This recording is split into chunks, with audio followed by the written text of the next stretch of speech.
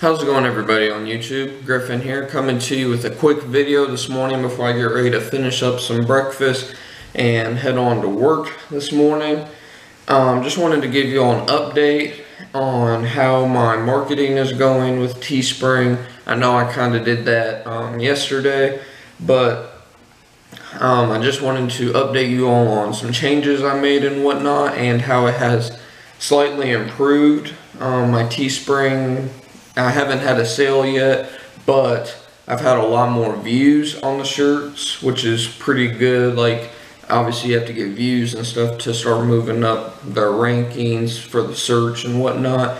On the no breaks women's tank top that I showed you all, it only had 8 views at the time. And what I did was I made a promo code for $4 off, which would make the tank top $19.99. Now this would make it where I would only make like $2 or $3 a shirt, but at the end of the day, it's still profit. So I wasn't really, I'm thinking about, but I'm probably not going to now because it'd just be dumb to have 2 promo codes going on. But I was thinking about doing it $5, but I was like, no, I'll just do 4. I think $19.99 is a realistic price anyways.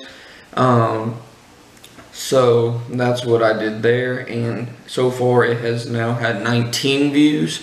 So it went up 10 views yesterday overall. So we had so we went from 9 views one day to another 10.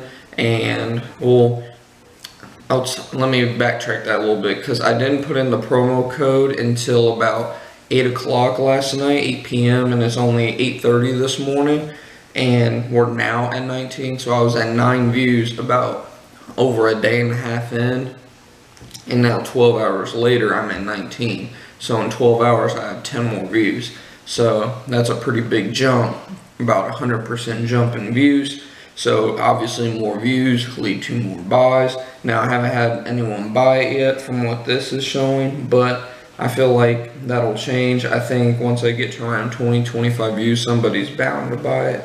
That's still not a good percentage for pay per view or whatever, like pay per click. But you got to start somewhere, right? And I also wanted to update you all on something that I'm about to do. I'm actually going to start printing my own shirts, and it's actually a pretty simple process. I'll leave a link to a channel below that I watched. It's t-shirt-to-riches.com. You might have heard of him before. That's his website name as well as his YouTube channel name. And pretty much all you do is you pay a company.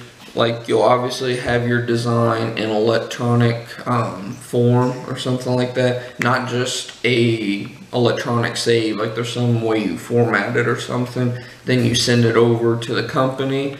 They'll print it on these transfer papers that come with the silicone paper and all that good stuff, where all you have to do is heat press it with your heat presser, which only costs about $150 to $200 depending on which one you want.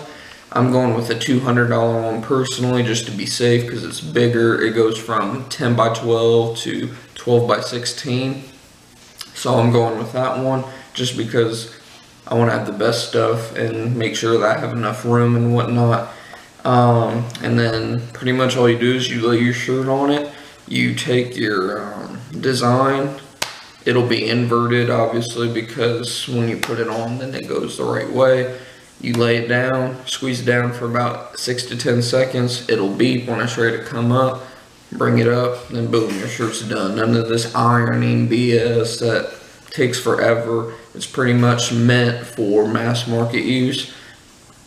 Now, I was thinking about just doing it the old-fashioned way with ironing on and then take the silicone paper and to protect it or whatever.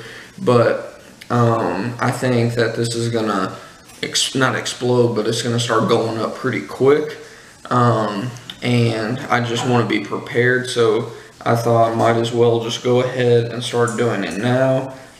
But yeah, like, that's pretty much it. It's a pretty low startup cost, because like I said, the heat press is only about $150 to $200.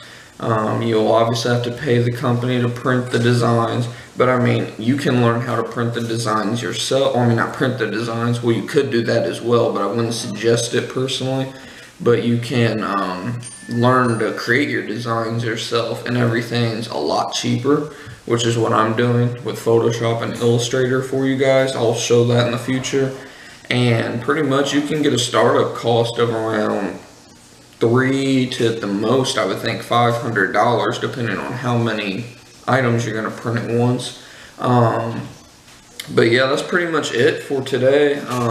Not much of a sales update by any means. Amazon FBA is doing all right.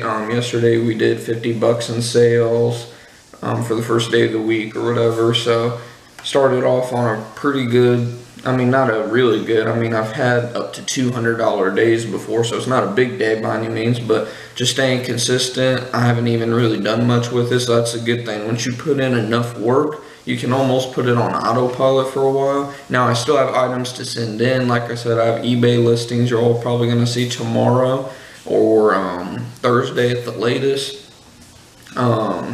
And I had to send another shipment in of books to Amazon. So, I mean, I'm still doing it. But once you hustle it so hard, where like me, I had up to 500 items in there, you can pretty much put it on autopilot for a little bit. Just send in 20 items a week, 50 items a week, whatnot, and then you're pretty much set for a while.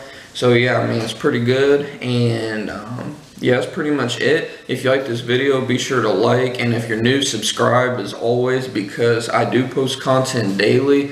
I'm trying to just give you all updates through every step of what I'm doing, because if I make any mistakes or anything, I'll be sure to let you all know. Like, who knows, this Facebook advertisement might be a mistake. I've spent $8 now on advertisement, haven't had a sale yet, but it takes money to make money, so I don't believe that's a mistake yet by any means, but I guess we'll see, right?